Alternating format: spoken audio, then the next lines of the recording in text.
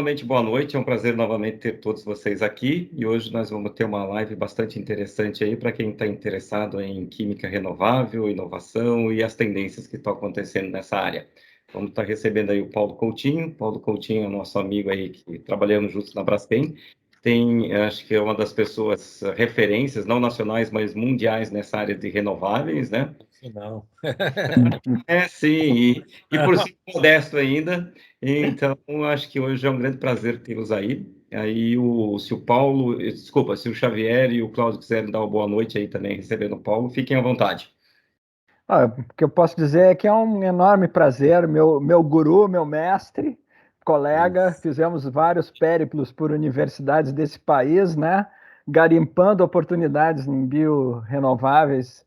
Então, é um enorme prazer estar te vendo de novo aí, Paulo, conversando contigo. Legal. É isso aí, Paulão. Bem-vindo aí. Fazia tempo que a gente não se via, né? A gente tinha até cabelo, barba escura e tal. Agora... Tá bom.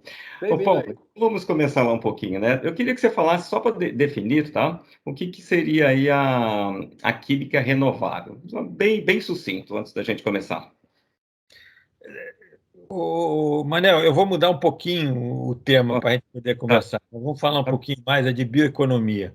Bioeconomia, tá bem. Porque vai entrar toda essa parte de química de renováveis, mas acho que o grande ponto, né, que a gente está, inclusive, trabalhando muito nisso agora, é tentar dar um jeito de, vamos dizer assim, levar o Brasil para onde ele pode chegar, né?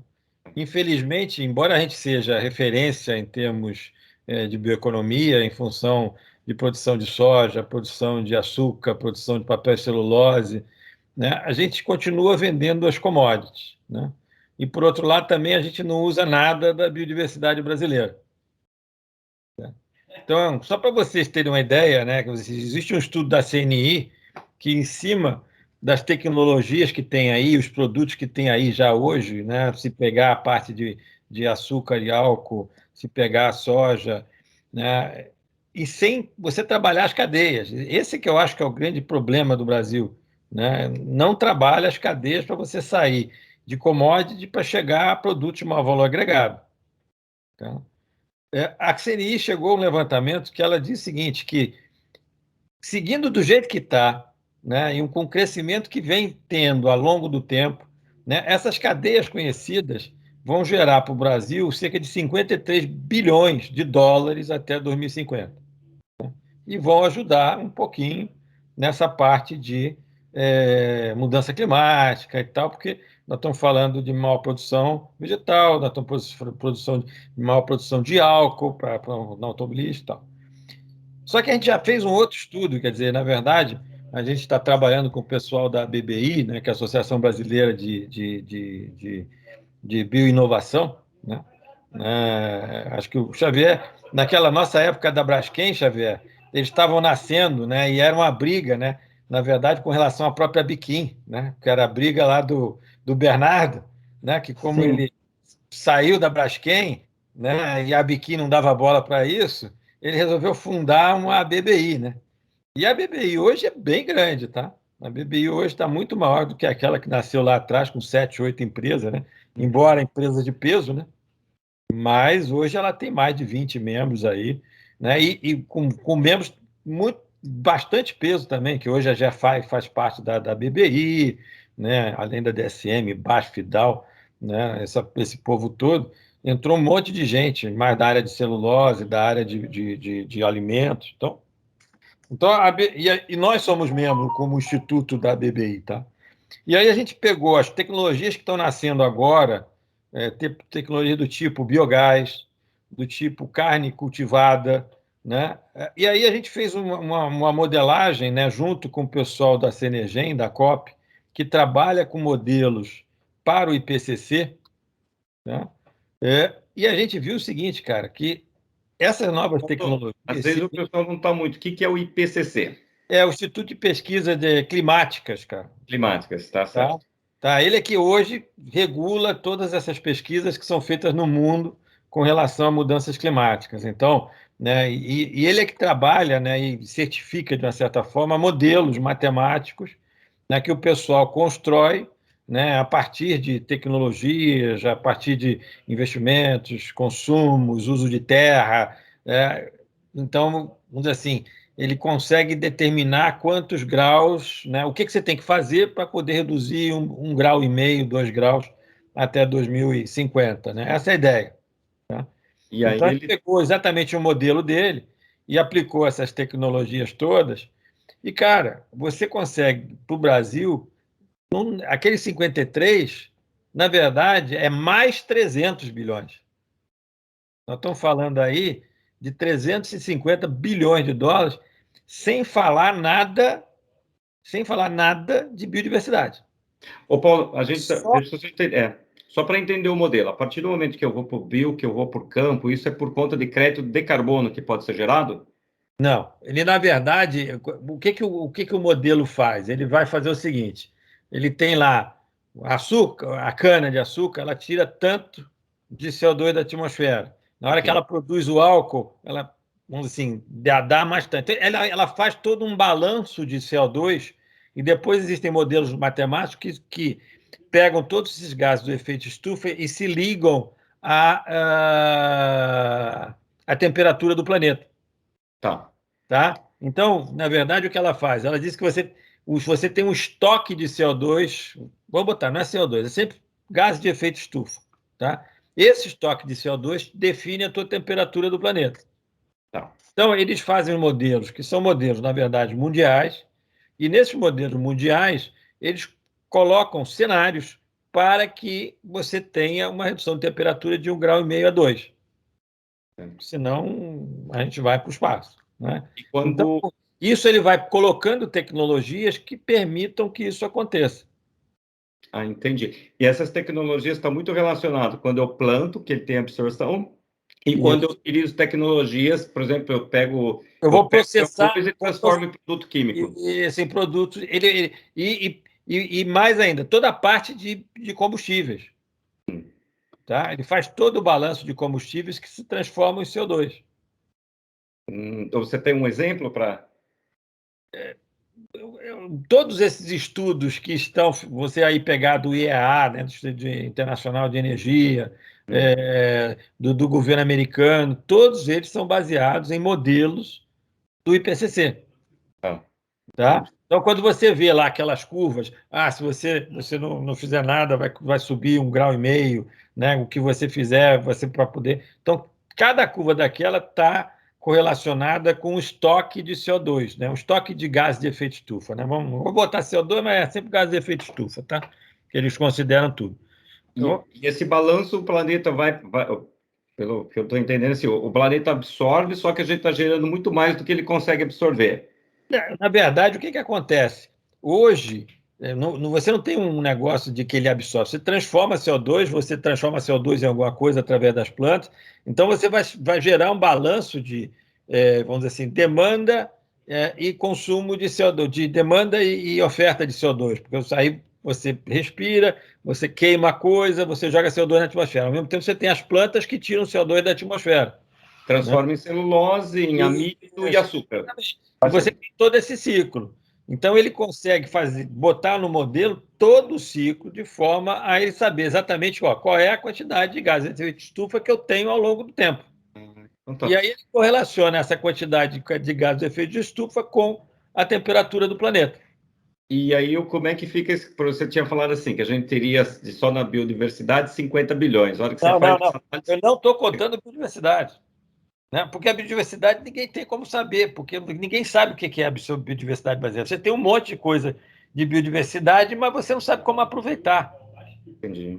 Entendeu? A gente está falando só de tecnologias que ou estão muito no início, né, ou já são conhecidas. Né? Então, nós estamos falando de etanol de segunda geração, nós estamos falando de biogás. Tá? Só para deixar Estamos falando claro, de Paulo, carne eu não sei se cultivada. eu não sei se todo mundo é familiar o que é o etanol de segunda geração. O de primeiro é a cana-de-açúcar, né? Isso. O etanol de segunda geração é o que é feito a partir do bagaço ou da palha de cana. Ao Tá? invés do Na açúcar, verdade, você o está que eles usando fazem? a celulose, é isso, né? Ao invés do açúcar, é a celulose. Na verdade, a celulose é transformada em açúcar, né? Açúcar. Você vai separar o bagaço de cana, a palha, no fundo, ela tem celulose, lignocelulose, desculpe, celulose, lignina, né? E açúcares C5. Tá? Então, você vai processar esse material através de enzimas para separar a lignina e os C5 e pegar a celulose e quebrar ela em glicose. A celulose é um monte de cadeias de glicose. E aí, essa glicose você fermenta para fazer o álcool. Quando a gente pega o açúcar, né, da cana, a gente está pegando sacarose, né, que é uma cadeia de glicose mais frutose, repetida. E esse é o projeto, eu não sei se é o único ou o maior projeto que tem hoje, que é o GrãoBio, né? Não. O maior projeto que tem hoje é o da Raizen, e é o único que funciona, tá? Porque a da GrãoBio até hoje é meio vagalume. Às vezes funciona, às vezes não funciona. A GrãoBio teve um problema de início, Manuel, que é o problema da tecnologia para fazer exatamente o pré-tratamento da biomassa, o pré-tratamento da palha, no caso da palha, tá? Que a GrãoBio trabalha só com palha, tá? O bagaço vai para a usina e a usina queima. Então ela trabalha só com palha. Bagaço é energia. Ele pega, o bagaço é energia da usina. Ele pega a palha, né, e aí ele faz a mesma coisa. Ele tem que fazer um pré-tratamento, depois usar a enzima, quebrar, separar, tá? E o problema dele, ele usa o que ele chama de explosão a vapor. Tá? E esse sistema de explosão a vapor eu não posso falar muito porque a gente chegou a trabalhar para ele. Deu um monte de problema, tá? Então resolveu alguns problemas, mas não de todo. Né? Eu sei, inclusive, que eles estão tentando vender o negócio. E a Raizen? Agora, a Raizen não. A Raizen Raizen está muito bem, obrigado. Né? Houve uma mudança no mundo com a vitória do Biden. Né? O mundo voltou a pensar em renováveis, voltou a investir pesado em renováveis. Né? E hoje a Raizen está vendendo plantas de E2G, está vendendo plantas de biogás para o mundo todo. A tecnologia foi desenvolvida atualmente, Xavier? Oi? Você sabe o diretor da Raizen atualmente, Xavier? Não sei, Paulo, não. Não, pô, adivinha, pô. Esse colega é nosso, pô. É o Matheus, pô. Matheus. Matheus é diretor de novos negócios mesmo, Legal. Olha, ascensão rápida, hein? Ele é muito bom, né? Muito bom. Ele é muito bom. Eu convivi um pouco com ele, porque quando ele entrou na área, logo em seguida, depois eu saí, né? Fui para outra área de engenharia, mas me lembro bem dele, sim. O Manel chegou a conviver com ele. Sim. Convivemos bastante. Excelente. Ô, Paulo, a planta da Raizen está onde hoje? Aí em São Paulo. E ela faz quanto? Você tem ideia de quanto que ela faz? Os números eu não sei, cara. A Raizen está muito bem nessa história, porque ela não só está com essa planta de etanol de segunda geração funcionando, como ela também está com a planta de biogás já funcionando também, né? A partir de Viaço. Né? Então, até saiu essa semana aí uma notícia que eles fizeram a comercialização do metano, do biometano que é produzido nessa planta, para aquela Yara, né? Para fornecer o biometano para eles. Quer dizer, na verdade, eles estão, assim, é a empresa que vai deslanchar agora. E tecnologia desenvolvida agora, aqui mesmo, Paulo? Tecnologia... Biden, tá? Essas tecnologias foram desenvolvidas aonde? Não, no caso da GrãoBio, foram dos italianos, né? Italianos. Agora, o caso da Raizen, não, é uma tecnologia veio da Shell. Da Shell lá nos Estados Unidos. Né? A tecnologia básica toda veio da Shell.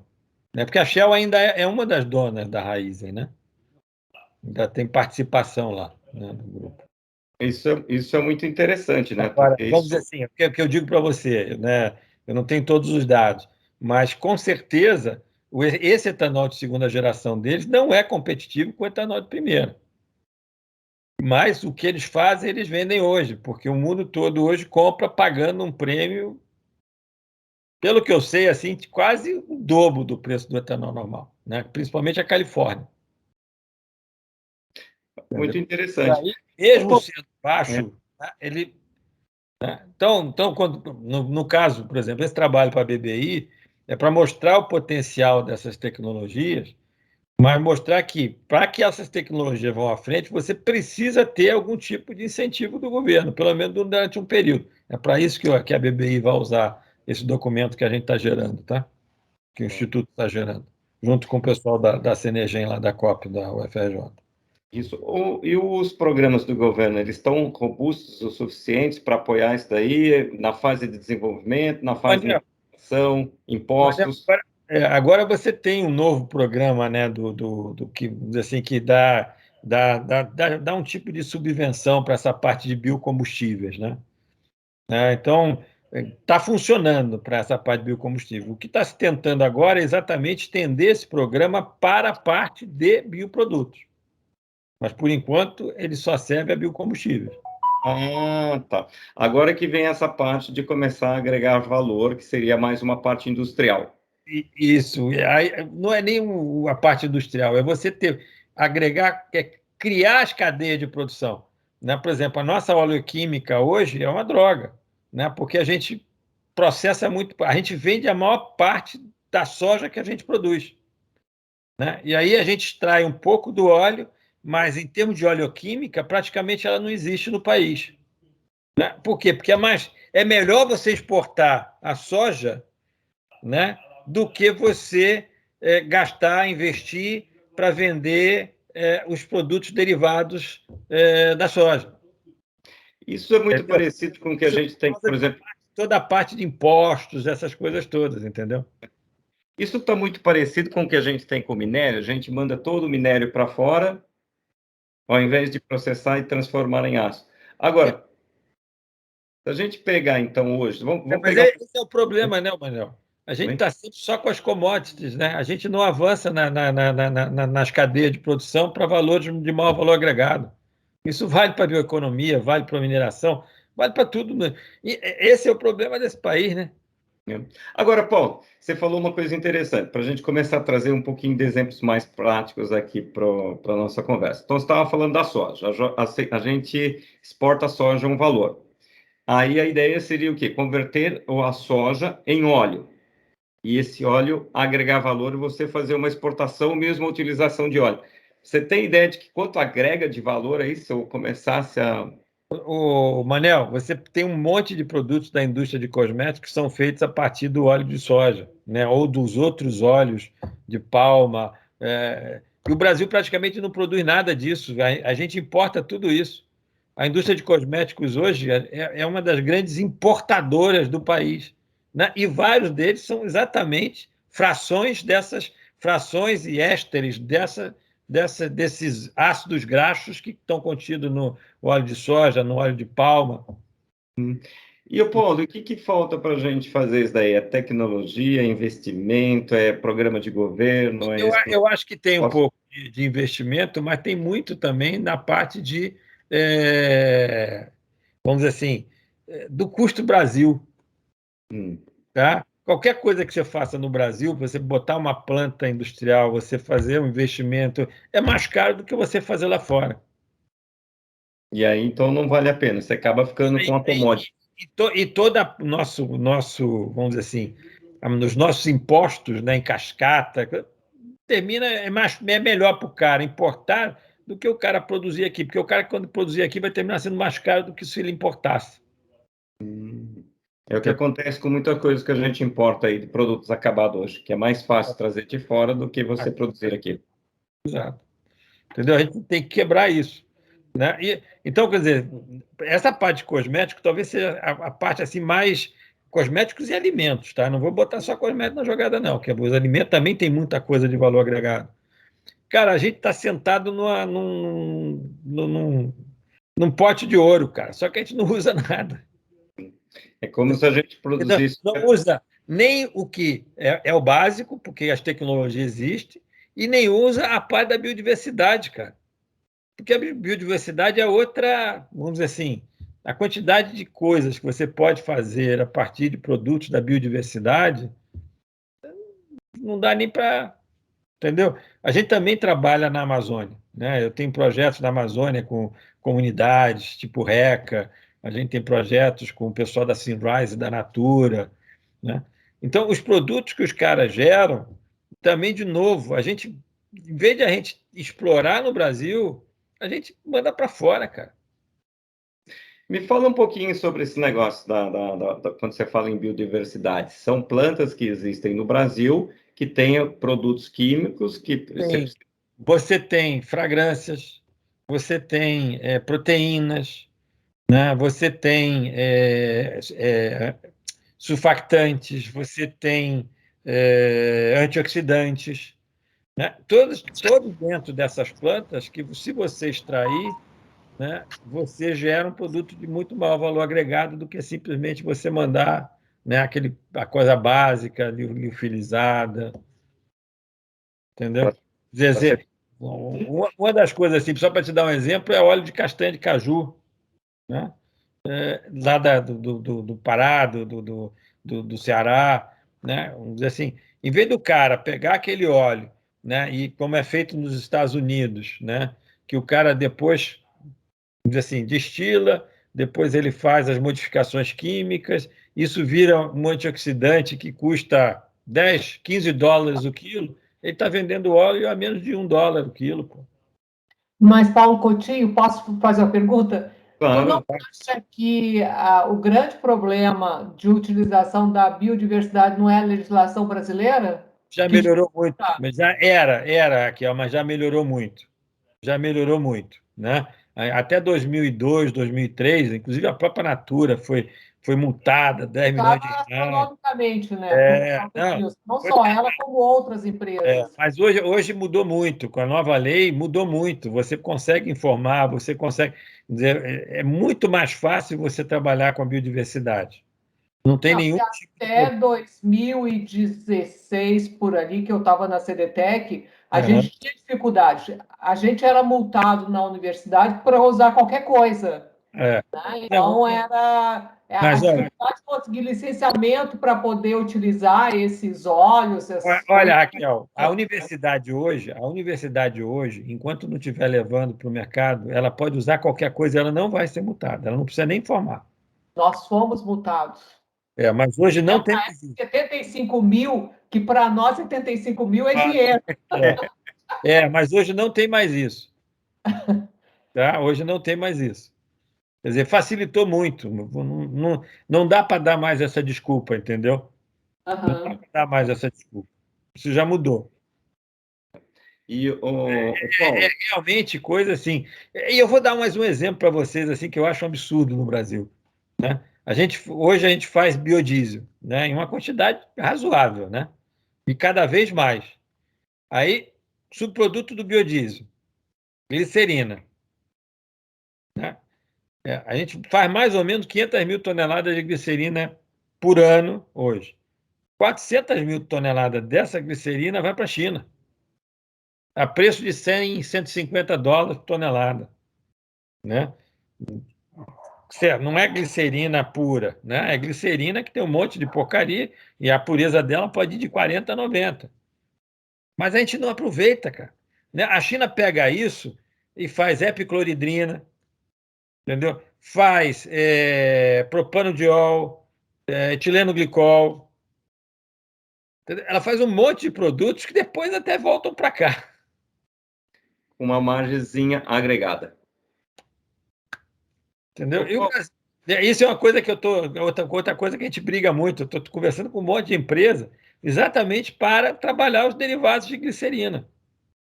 Porque eu acho um absurdo, né? A gente chegar e, tem lá 500 mil toneladas e a gente está entregando 90% para a China a preço vil. E aí também para o quê? Investimento, retorno, tecnologia, o que no caso da glicerina? O Manel, tecnologia a gente tem, né? Mercado a gente tem, alguém botar o dinheiro, coçar o bolso e botar dinheiro na mesa, cara. né? Você não ter medo de investir e botar a coisa para frente, pô. O Benatti está com a mão levantada ali também. O Benatti, ó, acho que é o único que está no rap mesmo, está tomando um vinhozinho, hein? O resto tá. Pelo menos. Também. Nossa, a gente tinha que trazer para o Paulo, né? Assim ele ia contar mais à vontade, né? Não. Né, Raquel? A gente costuma dar para o entrevistado, porque assim ele fala, tudo, né? Mas quem me deu essa abertura foi o nosso anfitrião e nosso organizador, Dom Manuel Lisboa. Agora eu, Mestre Xavier. Boa noite. Eu estava apreciando um pouco vocês aqui, essa discussão, né? O que eu vejo, assim, nesse âmbito da ciência e tecnologia em BIOS, ou em outros segmentos, nem sei se o Cassinelli hoje está aqui presente ou não, né? Na Acho nossa que eu tô aqui, ele fugiu, cara. Eu vim para cá hoje, ele fugiu. Ele fugiu, né?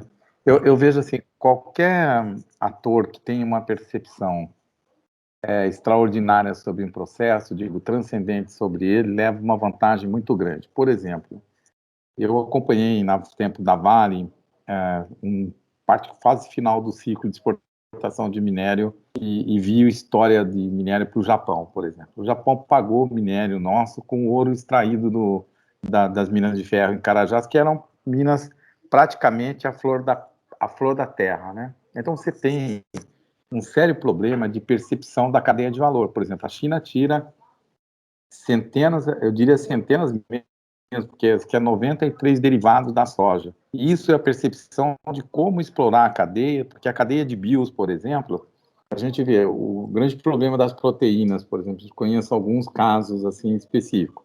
Estabilidade molecular da proteína dos BIOS são muito mais sensíveis do que os fármacos, por exemplo, os fármacos tradicionais.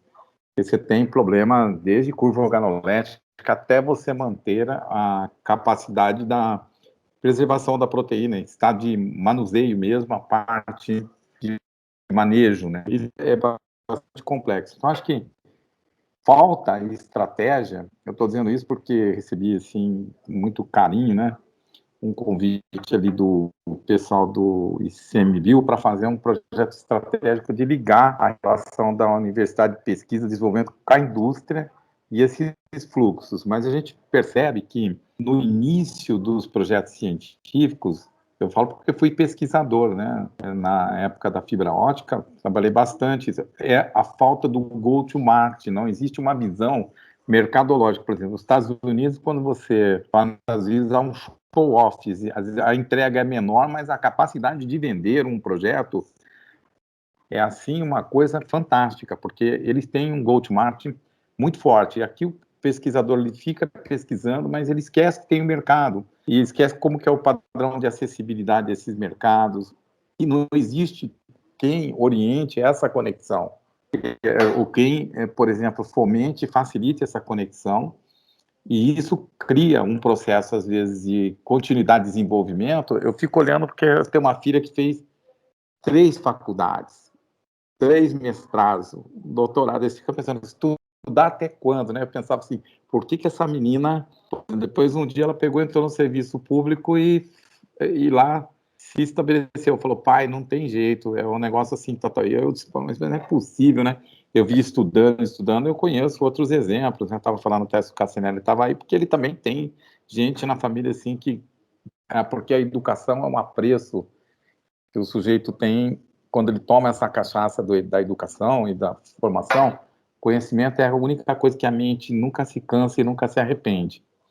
Então, imagine bem alguém que está numa pesquisa científica em ciência pura, por exemplo, mais disruptiva. Aí você pode levar a vida toda.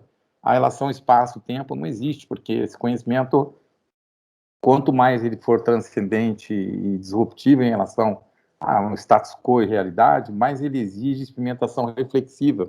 Por exemplo, quando eu fiz planejamento para a Embraer, de estratégia da Embraer no passado, é impossível você fazer um avião, por exemplo, que era um artefato complexo, sem experimentação reflexiva, porque era todo desenhado em modelagem matemática. Ninguém vai subir lá 150, 100 passageiros para ver se voa. E eu acho que essa parte de modelagem e experimentação reflexiva é muito pequena. Então, os alcances de transcendência, por exemplo, do go-to-market, da pesquisa pura para ir para o mercado, a maturação, quando é hora de chamar o investidor, quando não é hora, precisa de um estrategista que tenha essas conexões, porque existe capital sobrando no mundo, esse é o paradoxo. Eu trabalhei para o PNUD.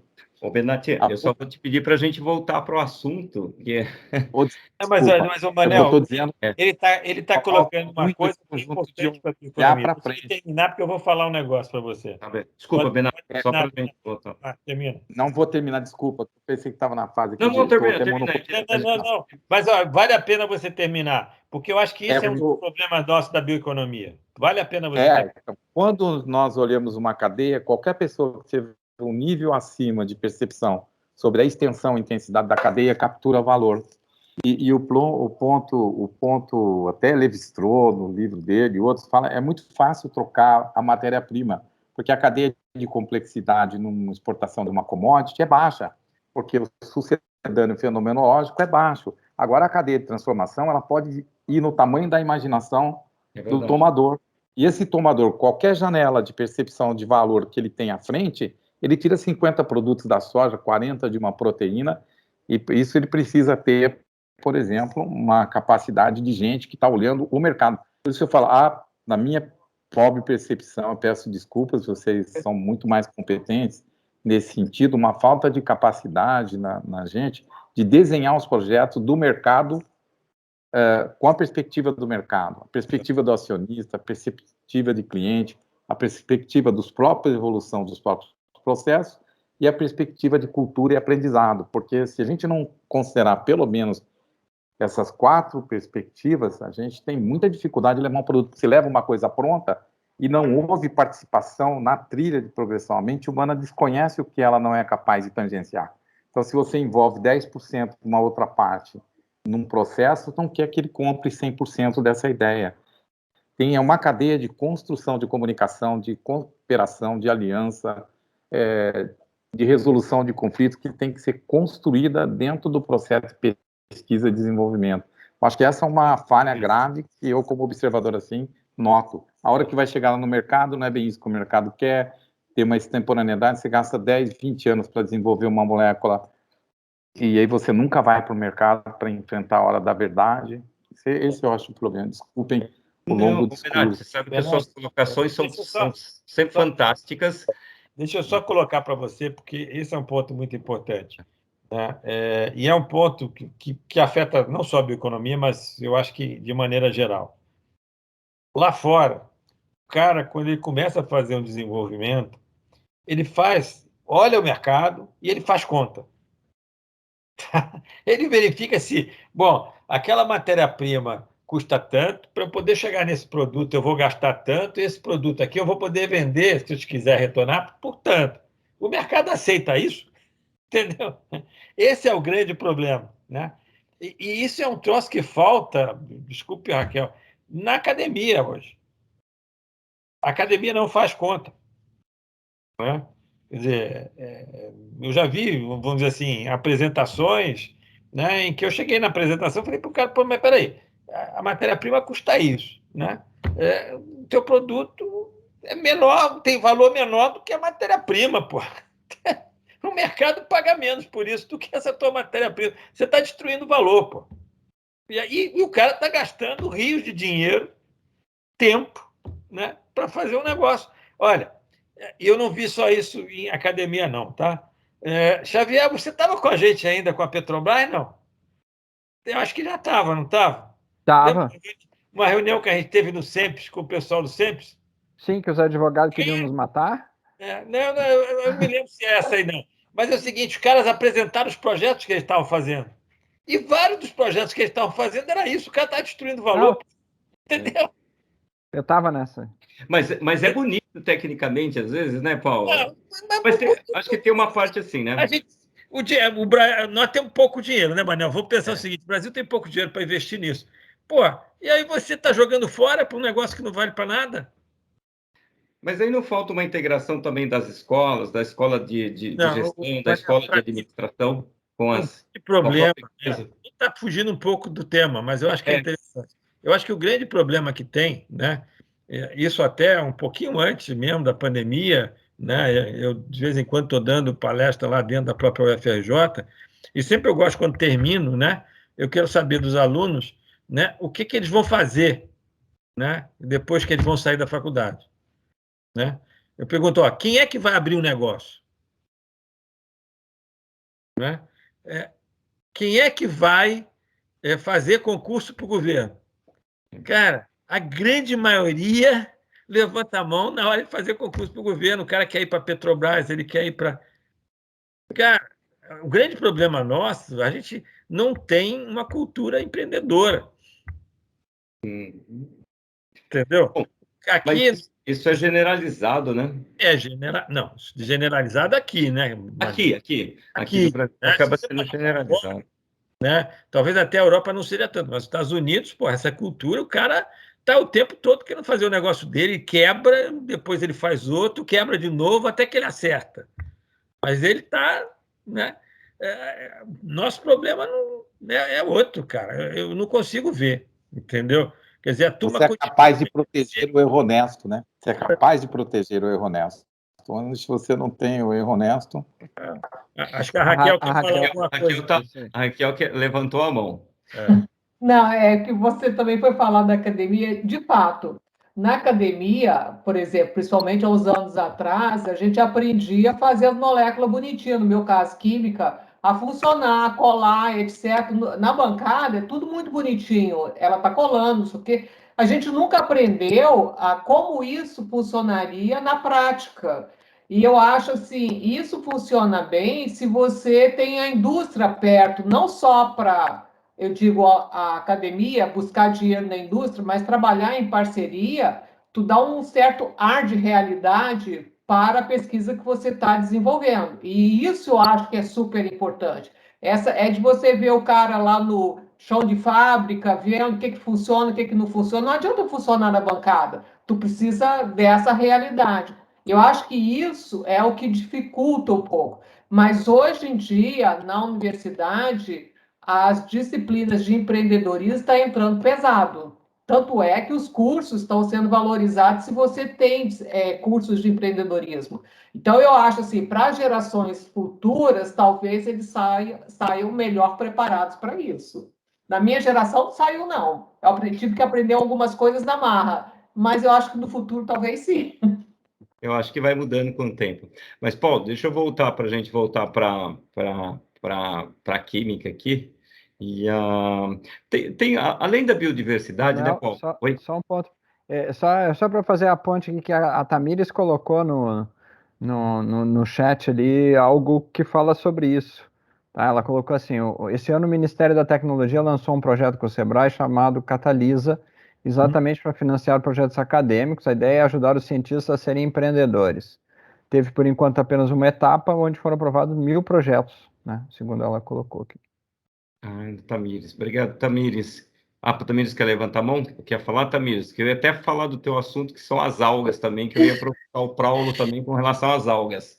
Só concluindo rapidinho, a primeira etapa foi fornecida, eu passei nessa primeira etapa, tá? Foi fornecido um curso de empreendedorismo com várias etapas para você desenvolver de fato um plano de negócio para apresentar para os fornecedores, para os investidores. A segunda etapa já tinha a questão financeira, que era um investimento de 150 mil mais bolsa de estudo, e a quarta etapa é para quem já tinha CNPJ, que aí seria a terceira etapa, na verdade, de 400 mil.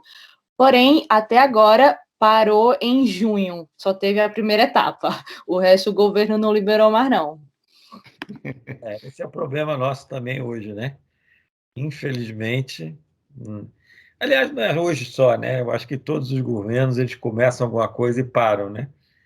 Com melhor que seja, por melhor que seja a visão, a gente não tem uma continuidade no país, infelizmente. Agora, Paulo, você pega alguns programas que eles acabaram. Por exemplo, se a gente pega o álcool, toda essa coisa que a gente faz, foi um programa forte de governo que, de uma certa forma, deu certo.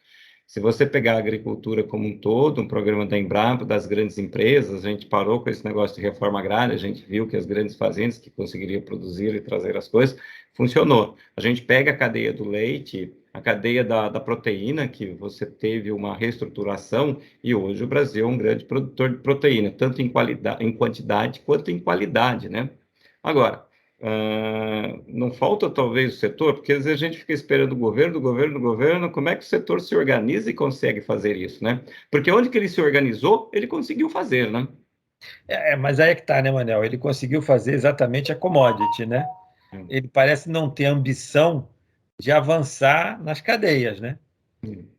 Assim, todos eles foram muito bem até um determinado ponto, né? Que é onde parece ser mais simples, a tecnologia existe, mas não é tão sofisticada, mas parou ali. Aí Né? eu vejo muito dessa E aí carência. parou por quê? E aí a pergunta que até eu mesmo me faço, parou por quê? Né? Não vale a pena, a partir daí, e aí você tem custo Brasil que, em alguns casos, a gente sabe que acontece, a soja a gente sabe, é um negócio conhecido, né? Mas por que nossos empresários não avançam nesse sentido e param, vamos dizer assim, nessa commodity, nessa base da cadeia? Né? E não agregam valor para cima.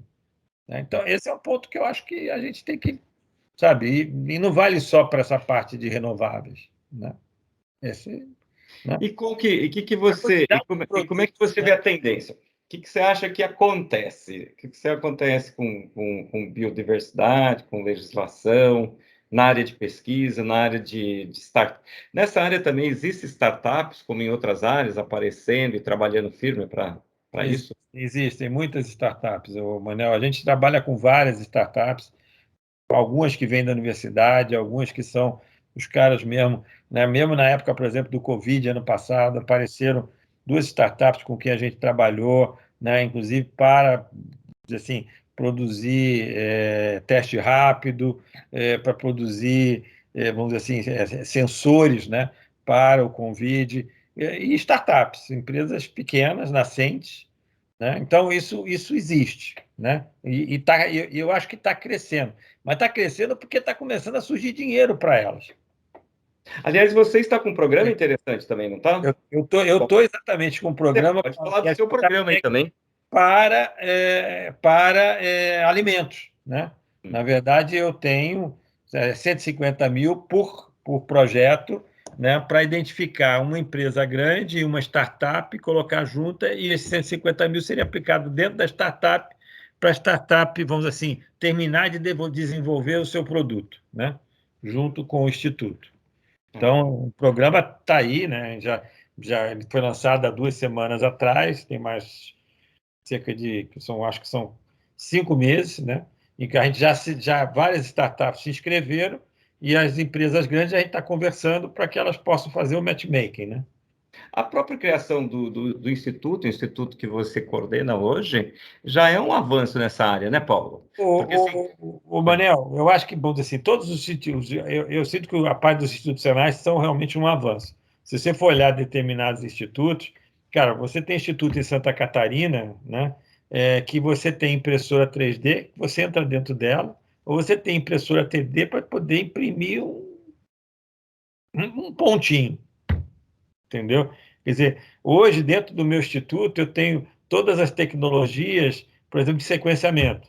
Estou com robôs para fazer síntese de DNA. Tá? Tenho sistemas de fermentação assim, que no Brasil são únicos. Né?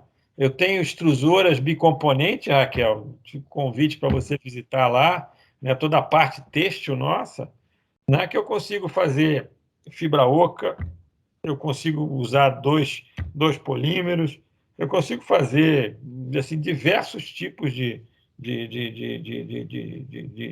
fios, né? E eu vou do fio ao tecido, porque eu também tenho equipamentos piloto para fazer tecido, e tenho equipamentos para fazer modificação, fazer por coating, ou se não inserir no próprio, vamos dizer assim, dentro do fio, quando eu vou fazer o fio. Quer dizer, hoje os institucionais fazem essa ligação, Raquel, entre a empresa e a academia. Uhum. Eu tenho projetos com um monte de gente dentro da UFRJ, tenho projeto com o pessoal da Unicamp, entendeu? Quer dizer, tem projeto com Braskem, por exemplo, com o professor José Carlos Pinto, que é na reciclagem de plástico, né? Fazendo pirólise de plástico. Entendeu? E aí, como é que a gente montou isso? A gente, na verdade, juntou Braskem com FCC, que é a Fábrica Carioca de Catalisadores, que a Fábrica Carioca de Catalisadores vai desenvolver um catalisador para fazer a pirólise. Né? Uhum. E junto com o professor José Carlos Pinto, da UFRJ, que já tinha algum conhecimento de pirólise. Então, a gente vai juntando, né, os atores. Isso é que eu acho que os institutos senais fazem. Né? E na área de bioeconomia, a gente tem o nosso instituto, tem o Instituto de Química Verde, que fica aqui também no Rio de Janeiro. Você tem um Instituto de Biomassa lá no Mato Grosso do Sul. Tá? E você tem o de Eletroquímica, que também termina trabalhando com bio. Eletroquímica, no passado, por exemplo, desenvolveu o teste rápido para a Covid. Né? E tem todo um sistema hoje também para sequenciamento, né? E fazer toda a parte de bioinformática de micro-organismos. Agora, o Paulo, quando a gente pega algumas cadeias que se desenvolveram, eu sei que ainda está na commodity e tal, mas você pegou, quando foi a grande, eu pegando lá a empresa de proteína, ela não ficou só. A gente tinha um modelo lá de frigorífico, aí ele foi expandindo para ensinar como é que faz, ele foi expandido para ração, ele foi criando uma série de coisas. Acho que a semana passada, ou retrasada, a gente teve com a JBS, e você vê assim, da onde que eles estão indo, até tecnologias para desenvolvimento de embalagem. Com quem você teve na JBS?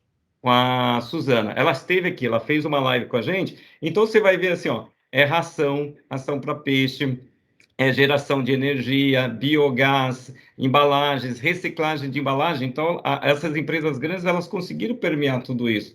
Agora, dentro dessas umas que estão no campo, né? Porque a gente tem do lado lá um produtor rural e do outro lado, muito distante, uma empresa química, né? Quem que vai ser o ator que vai fazer essa integração, né? Como aconteceu nos outros setores, né? Porque a partir do momento que você faz essa integração, isso que você está falando, ele acaba acontecendo. O Manel, eu tenho contato tanto na JBS como eu tenho contato na Ambev, né? Que teoricamente elas evoluíram. Mas olha os produtos delas, ainda estão numa faixa, né, de $1 o quilo, $2 o quilo, cara. Todos esses produtos. A carne no Rio aí está mais barata, eu vou comprar aí. Hein? A carne no Rio está mais barata, aqui no Rio Grande do Sul está inflacionado, hein? Aqui está mais de $10 fácil. Cara, a ordem de grandeza, nenhum deles tem ordem de grandeza que chegue a 10, cara. Não, produto não tem, que chegue a 10. Não tem. Nem a Ambev, nem a JBS. Não, Tem deles que chega a 10. Isso você tem razão. É commodity, né? No final do dia ele acaba sendo um commodity. Eles diversificaram para aquilo que é mais fácil, cara.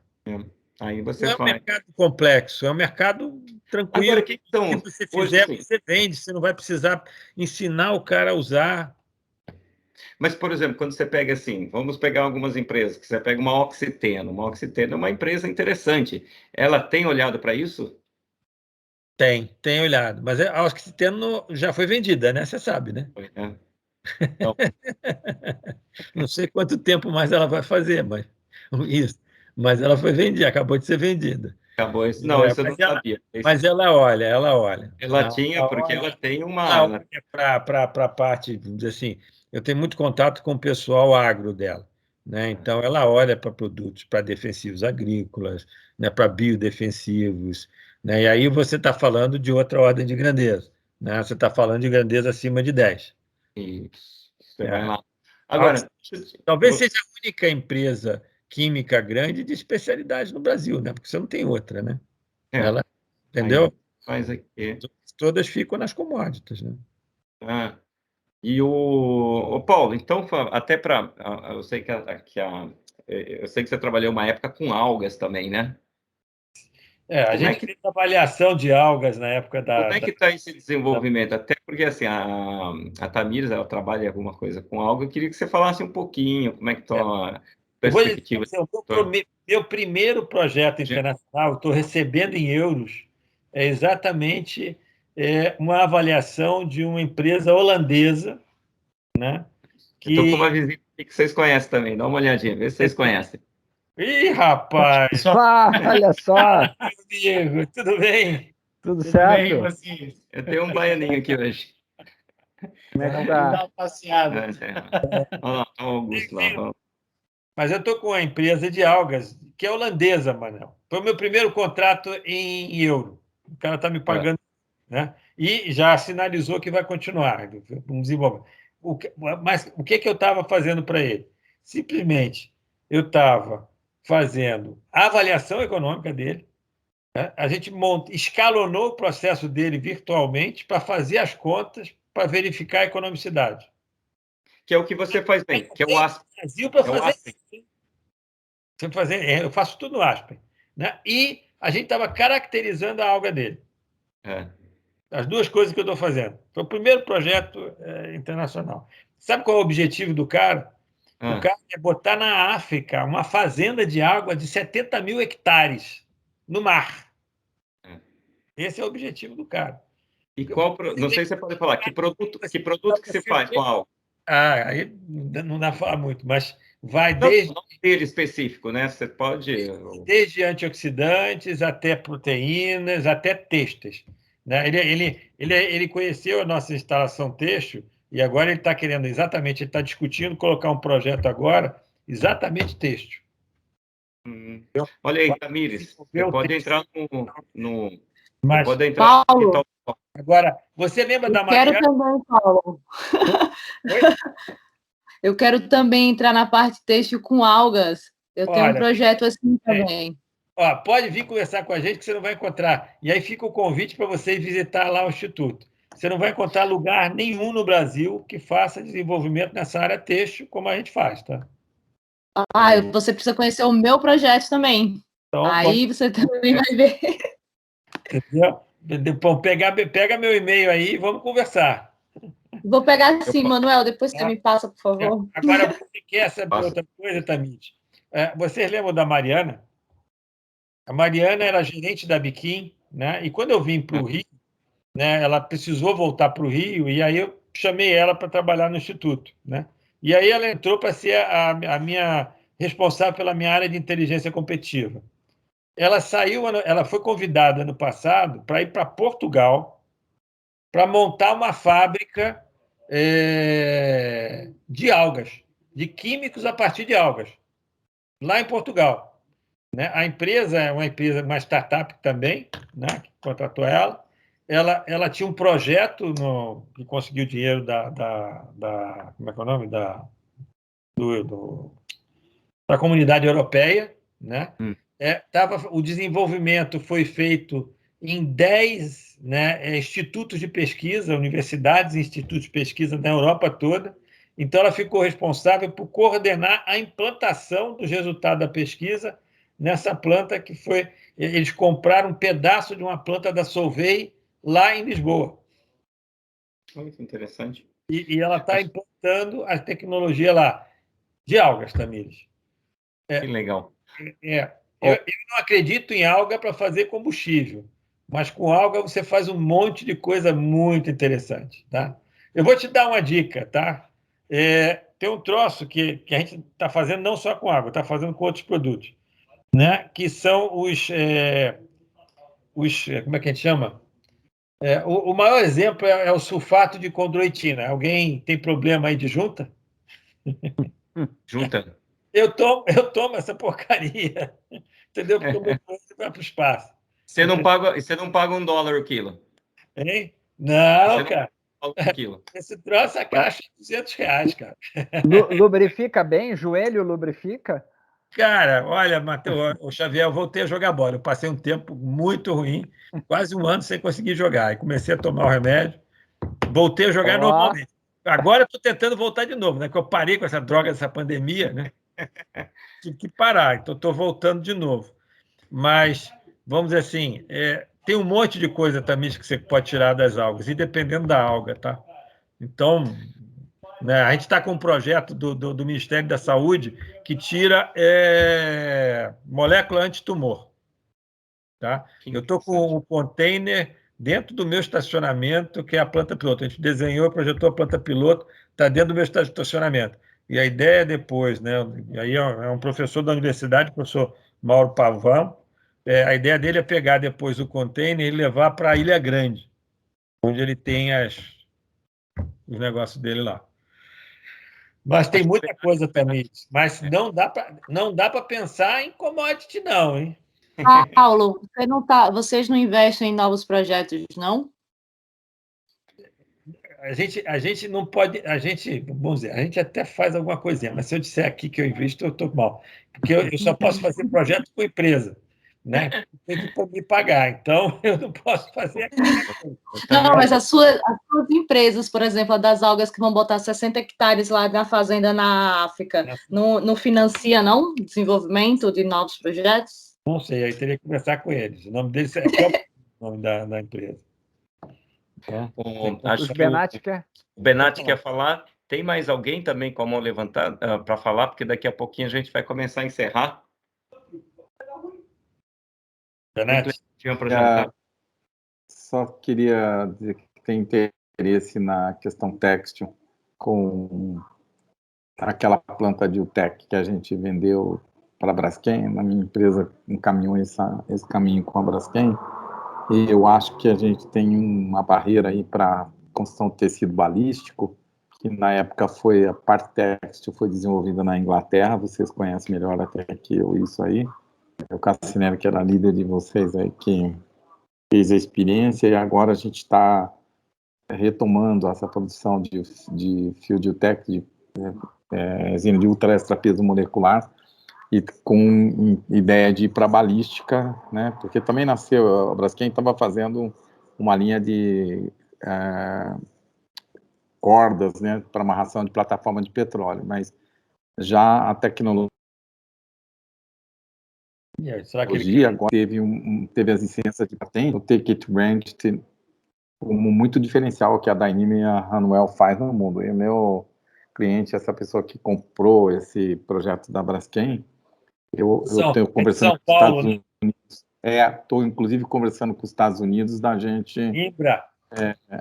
Porque como eu que fiz o contrato na minha empresa, que fez o contrato de aproximação, agora eu estou pensando nesse salto da questão têxtil, que vai ser uma barreira.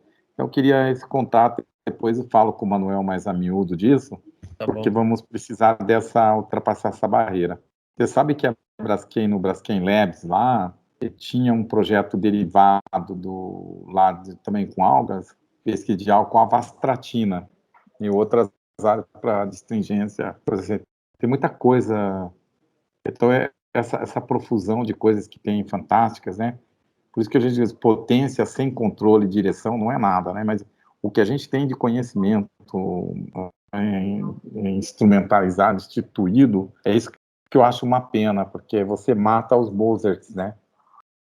As grandes pessoas estão criando coisas, porque o tempo é nós saqueador das coisas criadas, né? Como levar nesse tempo certo a cosmologia, estou dizendo, não só o mitológico, que é o imaginário sobre um futuro, mas qual a lógica de tempo e espaço para as coisas se converterem em economia macro, em escala. Esse é um outro. Esses assuntos aqui, sem trancar numa sala, e a gente sair depois de 1000 anos ainda não resolveu, mas. E de preferência com um bom vinho italiano, né, Benatti? Claro. Você conhece, com vinho nosso. Se você conhecer alguém que faça, você me avisa. Da Itália. Eu tenho bastante interesse nesse campo da têxtil, tá? Eu vou passar o e-mail para todo mundo, Manel. Eu quero o contato de vocês. Eu vou passar o e-mail do Paulo aqui agora no link, mas o Benatti, Paulo, o Benatti, acho que é bom vocês terem interesse, porque eu acho que vocês têm sinergia em várias coisas, tá? Depois eu passo do Benatti para você também, tá? Beleza, tá ótimo. Deixa eu só colocar aqui. Pessoal, tem mais alguém com a mão levantada? Que agora eu vim pegar o e-mail do Paulo aqui, eu não estou vendo ninguém. Deixa eu ver assim.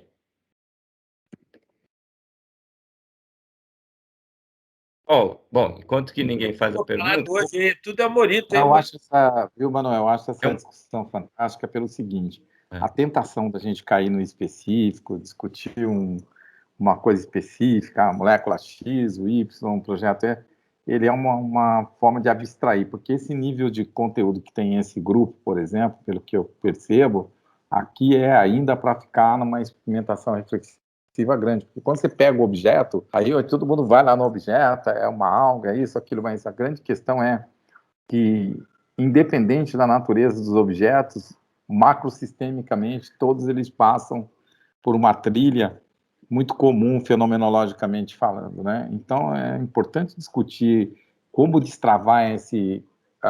tem uma teoria, Theory of Constraint na física, né? A teoria de constrição, é como é que a gente mapeia a grande matriz e vai tirando as constrições que aparecem dentro do modelo. Assim. Então, na verdade, precisa ter esse desenho, precisa saber o nível de constrição, qual é o esforço de transição que a gente tem em cada tipo dessa etapa e quem são os atores a se mobilizarem, né, para esse tipo de coisa. Eu acho que isso exige uma inteligência de modelagem mesmo, não dá para fazer isso na mão só, porque os sistemas são complexos e tal. Precisa a gente fazendo esse desenho, modelagem mesmo, não dá para fazer no... Bernat, eu acho que, vamos dizer assim, o que precisa você precisa ter mentes empreendedoras e você precisa ter capital para, vamos dizer assim, financiar essas mentes empreendedoras. Eu acho que tem um trabalho agora, depois vocês olham, eu acho que o nome é Distrito, tá? O nome da empresa que faz. Que ela está colocando, ela fez um estudo recente, que nunca teve tanto dinheiro para startups como no último ano. Que assim o crescimento de recursos para startup foi assim fenomenal. Então, o ponto agora é realmente a gente ter startups de bom nível, né? Quer dizer... como conseguir fazer projetos que vão alcançar esse capital. Para poder elas evoluírem. Mas também tem o outro lado, quer dizer, você, por mais dinheiro que tenha, sempre não vai ser aquele dinheiro total que tem lá fora. É ter gente que saiba avaliar as startups e quais são as startups que realmente merecem levar o dinheiro. Esse é o ponto que eu acho que é o ponto importante, né? Para poder realmente o cara, né? Porque muitas vezes essas empresas, né, elas não fazem essa avaliação toda, né? Porque tem investidores por trás, então, na verdade, a avaliação também não é tão profunda, né? E aí a seleção... Talvez a maior lição da inovação seja essa, né? Não fazer uma aposta numa coisa que não pode prosperar, porque daí é insano. É insano. É insano. Jogar realmente é algo, né, que você, com pouco dinheiro, você ficar desperdiçando. Eu acho que isso... Isso destrói valor porque você faz uma amálgama grande em tudo que é bom e ruim, mistura o joio com o trigo, como dizem lendariamente, né? E você contamina, é um jogo de aniquilação mútua assegurada. Quem é bom também sai do jogo, porque o movimento que tem, a dinâmica que tem dentro, não consegue fazer a seletividade. É verdade. E todo mundo sabe que o problema de dinheiro numa startup, a gente tem um amigo comum, que é amigo do Manuel, do Xavier, do outro, que é o Urico Barini. O Urico é meu amigo desde a Embraer, que era o vice-presidente de recursos humanos lá, e hoje ele dá aula ele tem um doutorado todo nessa área, fez um pós-doc, inclusive, o pessoal que eu acompanhei desde o mestrado, e ele está construindo um game. Ele disse para mim, poxa, depois de tanta aula assim, de empreendedores, dá aqui no Mackenzie, em outras universidades, USP, então eu falei, Urico, ele falou assim, eu vou fazer um game, Vinashe, porque é que nem a gente lá na Embraer tinha os simuladores de voo, né? Pô, se a gente tiver um simulador de voo de empreendedorismo e empresariamento, os caras não vão derrubar o avião, pelo menos se derrubar, vão sair vivos do simulador, né? Enquanto a experimentação ativa é muito desgastante para os atores, né? Bernat, um outro problema, assim, a gente está esquecendo um outro problema no Brasil, né?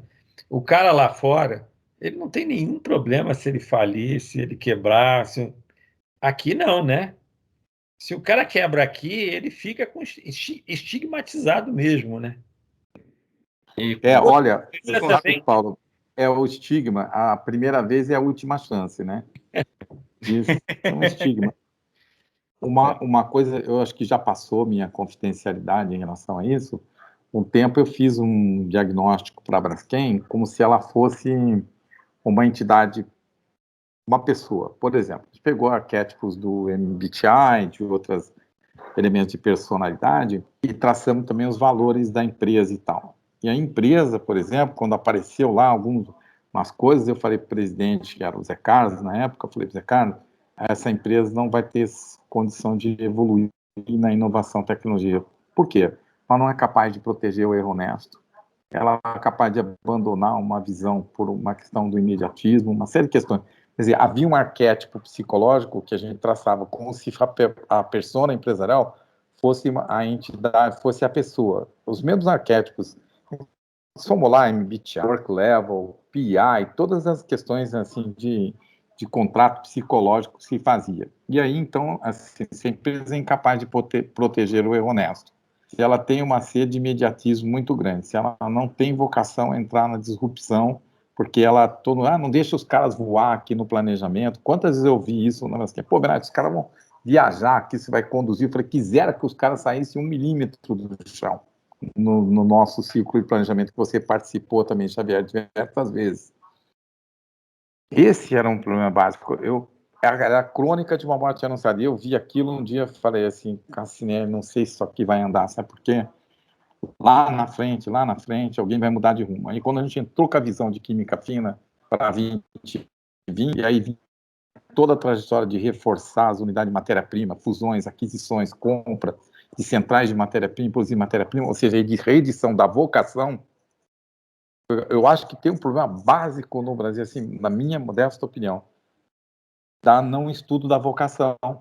Porque se você não entender a vocação, onde estão os recursos naturais, por exemplo, qual a vocação da Amazônia, qual a vocação de forma natural, você tem uma psicogênese complexa, esquizofrênica, porque você quer abandonar a vocação. Vê se os franceses, a agroindústria ou a vinicultura na França, na Itália, ou na Europa, por exemplo, as empresas são muito pequenas, como é o modelo?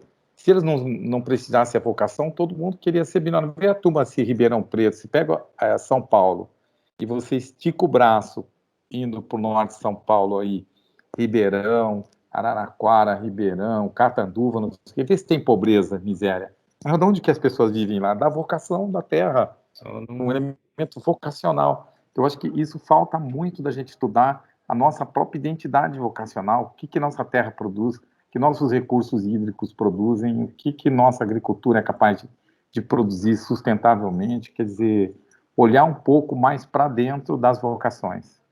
Ô, Benatti, eu acho que você está uma ideia. Você está me dando uma ideia da gente trazer uma conversa nossa especificamente sobre esse assunto, que eu acho ele extremamente interessante, gosto dessa parte de vocação, e de a gente conseguir alocar os recursos de uma forma mais correta e não desperdiçar, que nem o Paulo estava falando agora, né? E que às vezes acontece no Brasil, que às vezes você tem um recurso e você acaba pulverizando tanto, e às vezes em alguns momentos, que alguns programas que o governo faz, você fica tão pulverizado que aí você não consegue ninguém ter resultado também, né?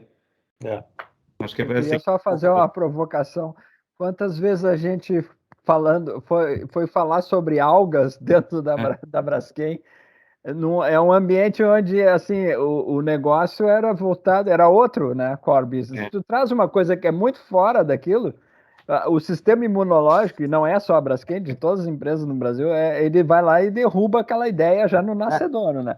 Ele ataca a ideia.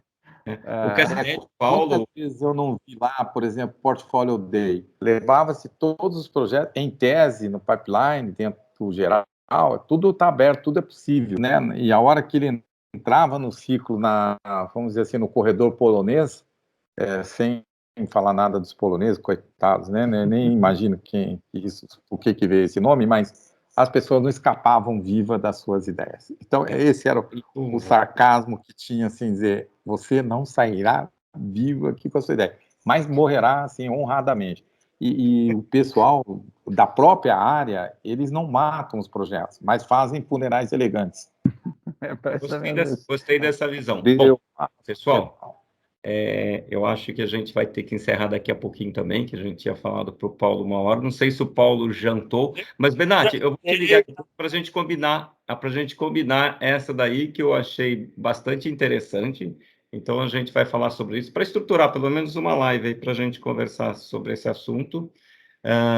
Paulo, Mil obrigados novamente. Eu que agradeço, Manel. Te agradeço um monte. E ver tanta gente boa que há muito tempo que eu não via e conhecer novas pessoas, para mim foi ótimo. Muito obrigado.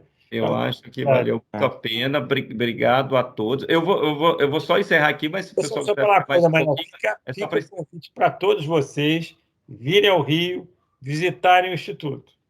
Eu, sinceramente, vamos dizer assim, posso dizer para vocês, eu já fui em lugares de pesquisa lá fora.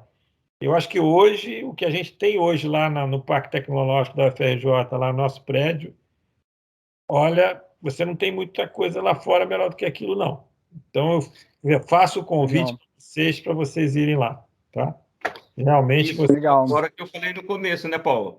Hoje o Paulo é uma referência mundial nessa parte. Está posicionado no Brasil, está posicionado num belo instituto, e aí conhece muitos daí. Você sim é referência hoje, aí quando a gente fala em Química Verde e bioeconomia. E daqui a um tempo a gente te chama para entrevistar, porque esse assunto a gente vai continuar. Isso é importante, você ter essa possibilidade institucional, porque tudo depende de onde você fala, o que você fala e para quem, né? E eu acho que então a academia, os institutos têm esse poder de audiência, que são legítimos nesse sentido, né? Aí quem tiver bons ouvidos e boa alma vai entender, né, o sentido das coisas. O mundo é assim mesmo e com certeza haverá sensibilidade para esse tipo de coisa. Talvez a maior lição da educação é persistência mesmo. É não cansar, não ser vencido pelo cansaço de persistir, apesar das constrições, obstáculos que tem. Eu acho que todos nós aqui temos uma visão otimista em relação ao futuro. Diria assim, graças a Deus, até para aqueles que nada acreditam, porque senão seria muito triste, né? Na verdade, sem sombra de dúvida tem isso. Agora, eu falo assim, eu acho que às vezes não se faz porque não quer de verdade, às vezes porque acha que não pode, e às vezes eu vou mais longe, em caráter moral, acha que não deve. Esse é o grande problema que a gente precisa, que a verdadeira escravidão é essa. Você precisa ter uma volição, uma vontade de querer, uma capacidade de saber como junta a potência para realizar esse querer, mesmo que você esteja numa zona de impotência, e como você deve ter um dever, né? Que é um bom conhecimento dos direitos que te autorizam sobre os deveres que te obrigam. E eu acho que falta essa consciência, inclusive, de percepção que está na classe de valores para a gente ter energia para falar, não, vou persistir aqui e vou executar com rigor e disciplina até que eu venha a vencer esse obstáculo.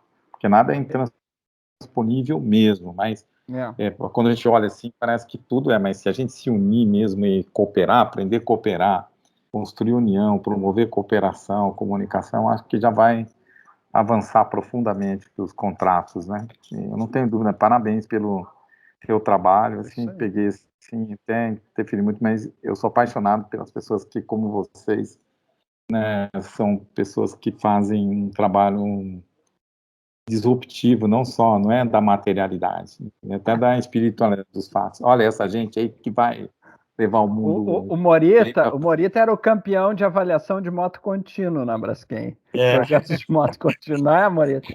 E de algas também, né? Você não lembra quando ele trouxe um bolo lá Bolo Verde, né?